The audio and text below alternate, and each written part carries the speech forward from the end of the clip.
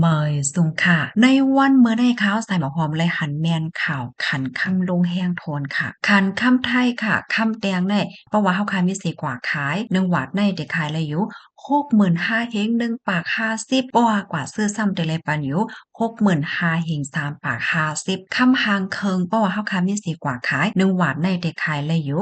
63,000เฮง8ปาก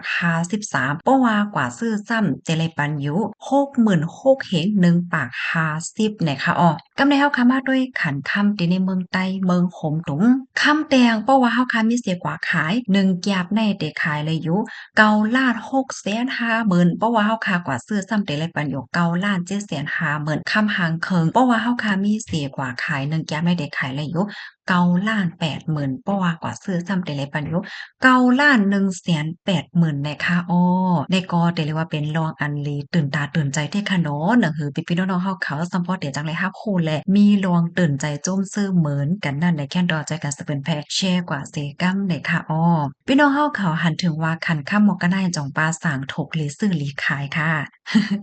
ปันตั้งหันถึงมาลายเด้อค่ะอ้อ